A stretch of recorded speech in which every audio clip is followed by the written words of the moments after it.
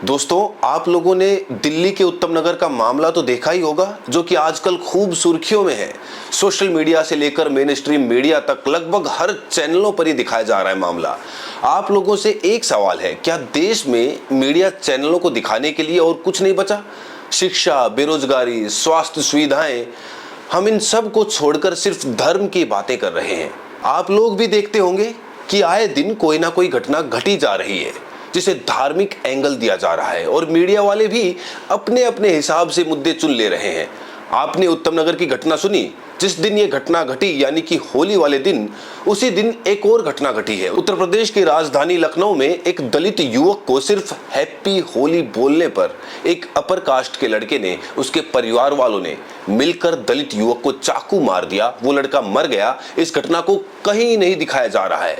लेकिन वहीं दूसरी तरफ उत्तम नगर का मामला, जहां पर हिंदू मुस्लिम बना दिया गया है। लेकिन वहीं पर दूसरी तरफ उत्तम नगर का मामला जहां पर हिंदू मुसलमान बना दिया गया है। जी हां, जानबूझकर बनाया जा रहा है हिंदू मुसलमान, क्योंकि अगर मुस्लिम वाला एंगल नहीं बनाया जा रहा होता तो उत्तर प्रदेश की जो दलित के साथ घटना हुई, उसे भी मीडिया में उतनी ही जगह मिलनी चाहिए थी।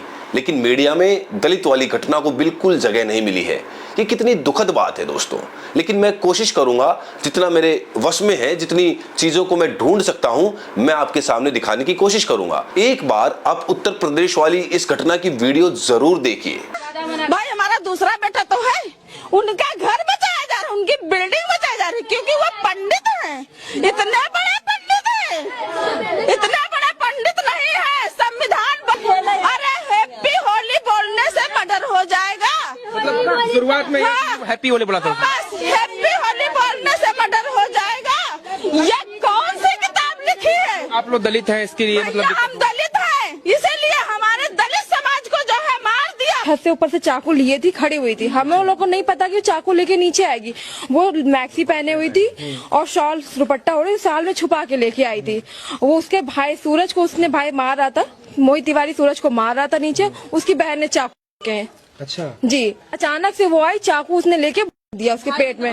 उसने दबा, दोनों भाई बहन मिलकर है। कहाँ मारा था आपके भाई को चाकू? यहीं पर यहाँ पे ब्लड भी पड़ा हुआ है, खून शरीर के किस अंग पे? यहाँ पे साइड में। हाँ, पूरा ये फट गया हुआ है, फट गया। ये देखिए, बचाने के चक्कर में ये देखिए, आपको ही मतलब चोटें आई? हाँ, उसका मैंने हाथ पकड़ा तो उसका नुकीला चाकू था, ये देखिए लगा हुआ है। 4 बार चाकू, बार चाकू को दबाया जा रहा है। हम लोग SC हैं, हम लोग भीम आर्मी से हैं, इसलिए हम लोग को दबाया जा रहा है। हमको न्याय मिलनी चाहिए, मौत के बदले चाहिए, मौत के बदले।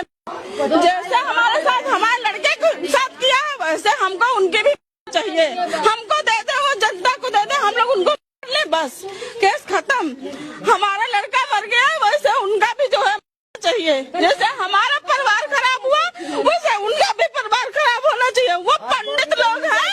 ये हत्याकांड। एक लेडीज कांस्टेबल थे, 10 से 12 पुलिस आई, 1 से 1.5 घंटा लेडीज कांस्टेबल अंदर थी। वो लेडीज जो उसकी बहन शिवानी है, मैक्सी पहन के उसने कपड़े चेंज खून किया। जब वो बाहर 1.5 घंटे खून लगे थे कपड़े पे। जब वो 1.5 घंटे के बाद बाहर निकली तो वो जीन्स पहनी थी, टॉप पहनी, स्वेटर पहनी थी, शॉल पहनी, और जब उसने मर्डर किया तो मैक्सी और दुपट्टा ओढ़ी हुई थी। वो पुलिस वालों ने चेंज करा दिया, फिर उसको लेके गए। जिस हालत में उसने ब्लड खून किया, उस हालत में उसको नहीं लेके गए। बाकायदा वो यहाँ से अच्छे से तैयार होके गई है, तैयार होके लेके जी, और लेडीज कांस्टेबल। तो देखा आपने किस तरीके से दलित परिवार चीख चीख कर कह रहा है कि मेरा बेटा सिर्फ हैप्पी होली बोला था, और उसके घर के सामने जो सो कॉल्ड अपर कास्ट के लोग रहते हैं, सिर्फ हैप्पी होली बोलने पर चाकू से मारकर हत्या कर दी गई। कितनी डरावनी और भयावह स्थिति है दोस्तों। आप खुद देख लीजिए कि हमारा समाज किस दिशा में जा रहा है। वहीं अब दूसरी घटना जो सुर्खियों में है, या मैं तो कहता हूं कि इसे जानबूझकर सुर्खियों में लाया जा रहा है, क्योंकि इसमें धार्मिक एंगल देने में मजा आ रहा है, न्यूज चैनलों को भी, सरकार को भी और प्रशासन को भी। जी हां दोस्तों, उत्तम नगर वाले मामले में भी नई अपडेट आ रही है।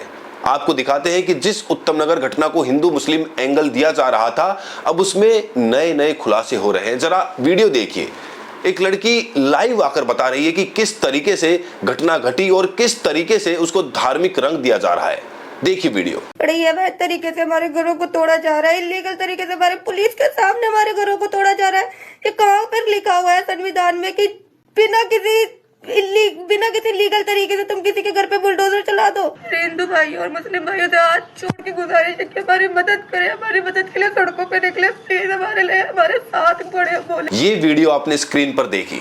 दरअसल दिल्ली के उत्तम नगर से आई इस घटना ने एक परिवार नहीं बल्कि पूरे समाज को सवालों के कटघरे में खड़ा कर दिया है। एक तरफ तरुण नाम के युवक की हत्या पर गुस्सा है, आक्रोश है, न्याय की मांग उठ रही है, लेकिन दूसरी तरफ एक मुस्लिम परिवार की बेटी का वीडियो अब सामने आया है जिसमें वो रोते हुए ये दावा कर रही है कि इस पूरे मामले में उनके परिवार को ही निशाना बनाया जा रहा है। उनके घर जला दिए गए हैं, बुलडोजर चला दिया गया है और पुलिस जो है वो खामोश है। लड़की का कहना यह है कि उनके घर में जल्द ही शादी होने वाली थी, शादी का सामान घर में रखा था, लेकिन आगजनी में सब कुछ जल गया। वो रोते हुए कहती है कि उनका परिवार आज का नहीं सालों से उसी इलाके में रह रहा है। उनके पड़ोसियों के साथ रिश्ते अच्छे थे, बच्चे साथ में त्योहार भी मनाते थे, लेकिन एक घटना ने सब कुछ बदल दिया। वो सवाल करती है कि अगर कोई दोषी है तो कानून सजा दे, लेकिन पूरे परिवार और पूरे घर को क्यों सजा दी जा रही है। सुनिए एक बार ये वीडियो। हिंदू भाई और मुस्लिम भाइयों से हाथ छोड़ के गुजारिश है कि हमारी मदद करें, हमारी मदद के लिए सड़कों पे निकले, प्लीज हमारे लिए, हमारे साथ खड़े बोले, हमारा साथ दे, हमारे लिए खड़े हुए, हमारे इंसाफ के लिए आवाज उठाए, प्लीज हमारी मदद कीजिए और मेरे लिए और हम सब के लिए दुआएं कीजिए। तरुण हत्याकांड की बातें की जा रही है और एक पहलू को गलत दिखाया जा रहा है, ये बेहद गलत तरीके से दिखाया जा रहा है। सच्चाई इस बात की है कि मेरी बुआ साड़ी का सामान लेने जा रही होती है, साड़ी का सामान लेकर आती है तो वहां पर से तो जो 20 साल का प्रिंस होता है वो मेरी बुआ के ऊपर गंदे बलून का भरा हुआ गुब्बारा फोड़ते, जिसको मेरी बुआ देखती है और हल्ला करती है तो उसके घर वाले बाहर आ जाते हैं। उसके घर वाले मेरी बुआ से बदतमीजी करते, उसके घर के बर्तन में दारू पी रखी होती है, वो जो दारू पी के मेरी बुआ से बदतमीजी करते। जब मेरी बुआ भी चिल्लाती तो मेरा भाई मेरे चाचा का लड़का पास में ही रहता है और वो जब बाहर निकलता है देखते बुआ के साथ बदतमीजी कर रहे हैं तो वो भी बाहर आता है, वो भी बोलने लगता है, तो वो लड़का देखते ही डंडा मारी शुरू कर देते मेरे भाई के ऊपर। जब मेरे घर के बड़े वहां पे पहुंचते हैं, जब थोड़ी बातें करनी होती है, पीछे से वो तरुण आता है, कुछ बंदों को लेकर आता है, उसके हाथ में रोड होती है, वो किताब बैठ और भी बहुत सारे डंडे थे जिससे वो मारने लग जाते हैं घर वालों को। हर किसी को माथे पे वार करते हैं, जिसके हर किसी के माथे पे वार किया, हर किसी के माथे पे, हर किसी का माथा फाड़ा गया। मेरे सभी घर के बड़ों को तिहाड़ जेल में डाल दिया गया, हाथ तोड़ दिए गए। मेरे भाई को दौरे पड़ रहे थे और मेरे उस भाई का पता भी नहीं मेरा भाई किधर चला गया, उसको किडनैप करके ले गए, वो पता नहीं कहां पर है। वहीं लड़की के मुताबिक झगड़े की शुरुआत एक गुब्बारे से हुई। उसका आरोप है कि 20 साल के एक युवक ने उसकी बुआ पर गंदे पानी से भरा गुब्बारा फेंका। जब इस बात पर विरोध हुआ तो दोनों पक्षों में बहस हुई और मारपीट शुरू हो गई। उसका कहना है कि तरुण लाठी डंडे लेकर आ गया। लड़की आगे कहती है कि उसके भाई और घर के लोगों पर डंडों और रोड से हमला किया गया। कई लोग गंभीर रूप से घायल हुए और बाद में उनके परिवार के लोगों को ही गिरफ्तार करके तिहाड़ जेल भेज दिया गया। और अब कहानी का सिर्फ एक हिस्सा दिखाया जा रहा है। हमारी मदद करो, एक ही तरफ को देखा जा रहा है, दूसरी तरफ तो कोई दिखाया ही नहीं जा रहा है। मुसलमानों को टारगेट किया जा रहा है और ऐसा नहीं है कि हम आज ही से वहाँ पे रह रहे हैं, हम कई सालों से वहाँ पर रह रहे हैं और कई सालों से रह रहे हैं। हमारे बीच में प्यार मोहब्बत है। मेरे घर के बड़े खुद होली खेला करते हैं, मेरे बच्चे, हमारे वो बच्चे जिसको मारा गया वो खुद वहाँ पे होली खेलता है। हमारे घर को टारगेट किया गया है, हमारे को सताया जा रहा है, हमारी सुनाई नहीं की जा रही है। मेरी आप लोगों से गुजारिश है, हमारी मदद कीजिए। प्रधानमंत्री मोदी से हमारी गुजारिश है, हमारी मदद कीजिए। योगी जी से हमारी गुजारिश है, आदरणीय रेखा गुप्ता से हमारी गुजारिश है कि वो हमारी मदद करें, प्लीज हमारी मदद। लड़की तो ये भी दावा करती है कि इस पूरे मामले को जानबूझकर हिंदू मुसलमान का रंग दिया जा रहा है, क्योंकि जो तरुण है वो बजरंग दल से जुड़ा हुआ था, जबकि उसके मुताबिक ये सिर्फ दो परिवारों के बीच का झगड़ा था। वो आगे कहती है कि उनके घर पर बुलडोजर चला दिया गया, घर को आग लगा दी गई, गाड़ियां तक जला दी गई और ये सब पुलिस की मौजूदगी में हुआ। लड़की का सवाल है कि अगर कानून है, संविधान है, तो फिर बिना अदालत के फैसले के किसी के घर पर बुलडोजर कैसे चल सकता है। हमारे घर के सभी बड़ों को जो कुछ कर सकते हैं सबको तिहाड़ जेल में डाल के फेंक दिया। हम घर में सिर्फ औरतें थी, हमारी हिफाजत के लिए कोई नहीं था, हम कहाँ जाते हैं। हमारी बात के लिए कोई भी नहीं हमारे घर में। हम कहाँ जाते, हमारे घर वालों को इस तरीके से हम बेदखल कर दिया गया, इस तरीके से हम घर से दर दर भटक रहे हैं। हम किधर जाए, हमारे भाई का नहीं पता, मेरे भाइयों को भी जेल में डाल दिया गया और एक छोटे भाई का नहीं पता, उसको भी पता नहीं कहाँ लेके चले गया वो लोग। शहरी का सामान लेने गई थी मेरी बुआ और उन्होंने इतना बड़ा, छोटी सी बात को इतना बड़ा बना दिया। लोगों के घरों पे बुलडोजर चला रहे हैं। कोई ये बात आती है लोग घरों पे बुलडोजर चलाने की? ये बात है, लोग कितनी मेहनत से अपने घरों को बनाते हैं यार। कुछ तो सोचो, इंसानियत तो रखो। इतनी सी बात नहीं। वो जो लड़का जो तरुण है, तरुण, वो उसके भाई ने हमारा घर वाला समझ के उसी के भाई ने उसके माथे पे मार दिया। वही बेहोश होकर गिर गया था।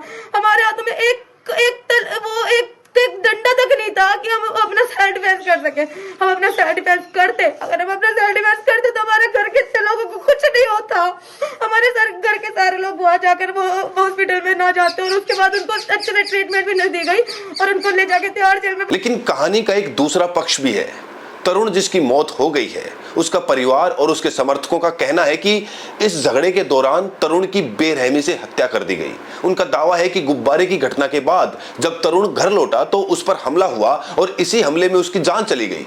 इस घटना के बाद इलाके में गुस्सा फैल गया और कई हिंदू संगठनों ने भी विरोध प्रदर्शन किया। यानी एक तरफ मृतक युवक का परिवार न्याय की मांग करता है तो दूसरी तरफ ये कहना है कि उनके साथ अन्याय हुआ है और उन्हें बिना सुने सजा दी जा रही है। सबसे बड़ा सवाल यहाँ पर यही है कि क्या इस पूरे मामले में दोनों पक्षों को बराबर सुना जा रहा है? क्या इस पूरे मामले में सच को पूरी तरह सामने आने दिया जा रहा है या फिर मामला धीरे धीरे धर्म और राजनीति के रंग में रंगा जा रहा है? क्या कानून अपना काम कर रहा है या भीड़ और भावनाएं फैसले तय कर रही है? क्योंकि सच यही है कि जब कोई घटना धर्म के चश्मे से देखी जाने लगती है तो सच्चाई अक्सर पीछे छूट जाती है और समाज में नफरत की आग और तेज हो जाती है। इसलिए इस पूरे मामले में सबसे जरूरी है निष्पक्ष जांच। कानून को यह तय करना होगा कि आखिर दोषी कौन है और निर्दोष कौन है, क्योंकि अगर सच सामने नहीं आया तो ये मामला सिर्फ एक हत्या या एक झगड़े का नहीं रहेगा, बल्कि समाज में अविश्वास और डर की एक नई खाई छोड़ जाएगा। अब सवाल मेरा आपसे भी है, क्या आपको लगता है इस मामले का दूसरा पक्ष भी उतना ही गंभीर है जितना पहला बताया जा रहा है, या फिर सच अभी पूरी तरह सामने आना बाकी है? सवाल आपसे है, क्या आपको लगता है कि मामले में एक दूसरा पक्ष भी है जिसे सुना जाना चाहिए, या फिर आपको लगता है कि लड़की की बात सिर्फ एक विक्टिम कार्ड है? अपनी राय हमें कमेंट बॉक्स में जरूर बताएं और साथ में ये भी बताएं कि आप ये वीडियो देश के किस कोने से देख रहे हैं। बहुत बहुत शुक्रिया।